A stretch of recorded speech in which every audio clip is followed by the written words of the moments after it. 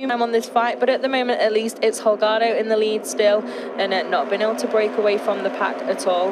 But yeah, it's getting a little bit feistier in there at the moment, but Holgado still holds firm, but Tatai now looking like he's going to be on the attack.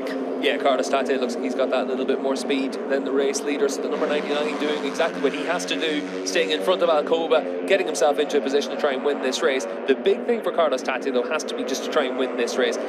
The championship's going to be a big ask for him with 46-point deficit, so it really is a case of just trying to make sure you're able to pad your stats for the season, finish off the CEV year on a high, and then move on to the MOTO3 World Championship for next season. For Jeremy Alcoba though, he's doing a good job here of just making sure that he's able to put his bike where he needs to put it on that number 52 without really leaving himself open too much for attack as well. So good riding there from Alcoba, the championship leader. Yeah, definitely. And as well, if he just concentrates on sticking near to Tatai, that's a bit of an easier goal than trying to keep your eye on absolutely everyone and play with the position too much. And obviously as well, probably take his mind off those championship nerves a little bit to just keep locked onto that number 99, who's still though not able to find a way through into the lead.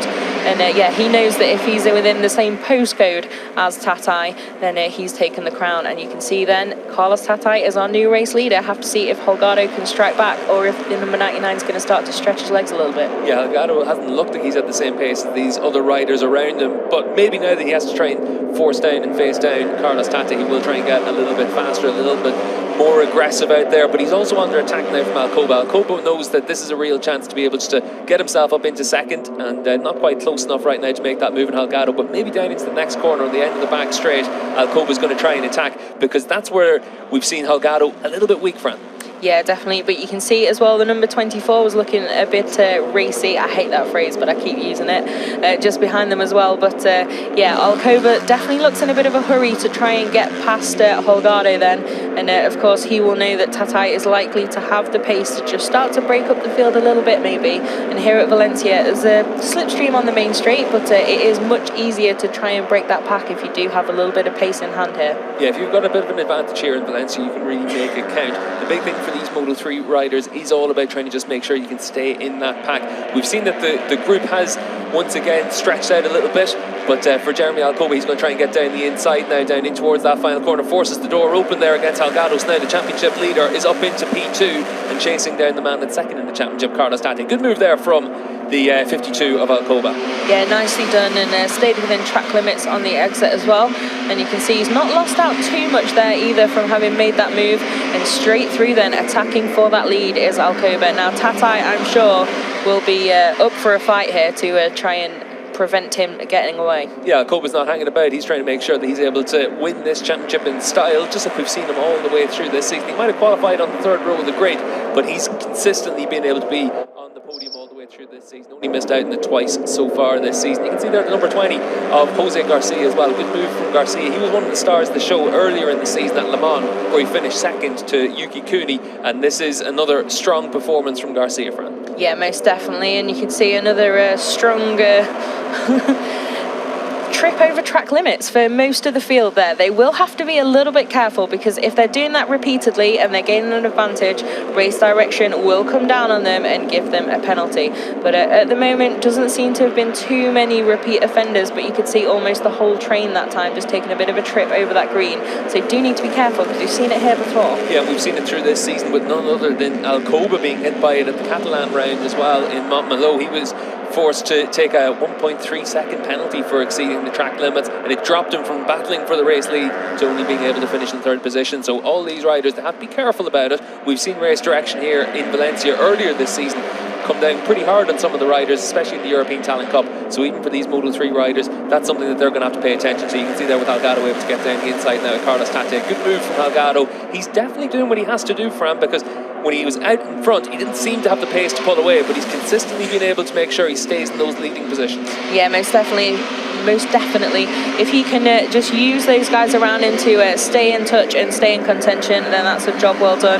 And yeah, at the moment then, I did expect Alcoba maybe to just pull the pin a little bit more than he did, but at the moment it's still your two championship contenders who are out in front in this race, but a bit of a switcheroo now. Yeah, you can see with Salvador able to get himself up into third. He was fastest in the morning warm-up, so he's been looking pretty good so far today, and now able to get himself up into third on the number 38 machine just in front of Garcia.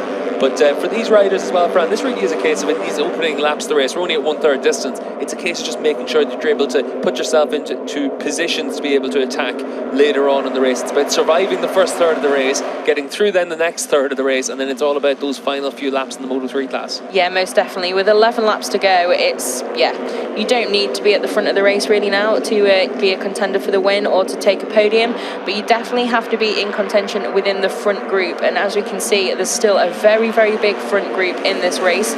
So all of these guys, you can't say that they're out of contention for a podium or even for the win. Oh, Rubin's racing, but that was a little bit close between those two there, and I wouldn't be surprised if there's a little bit of rubber then on the arm of David Salvador. And you can see with Holgado again attacking down in towards the right-hander too, so he's been able to just force his way through in Artigas as well, so it is getting a little bit more combative down in this leading group. The key thing is you want to make sure you're able to stay in those leading 5 positions. You want to make sure that you're able to always be in touch with the race leaders, because if you fall to the back of this group, it's very easy to fall out of touch. So if you're the likes of Yuki Kuni on the number 33 machine and then Noguchi on the 32, you want to make sure that you're able just to pick off another couple of riders here in this leading group. There's 15 riders, all the point scorers in the leading group, so you can go from the front to the back of this group very easily, and that's why it's so important, Fran, to avoid making those mistakes. Keep yourself in the front of this group. Holgado trying to get himself down the inside of Alcoba as well. So while Holgado in those early laps didn't quite show the same pace as some of the riders around him, he's been able to make sure that he consistently stays in that leading couple of positions, Fran, and that's the big thing for all these riders.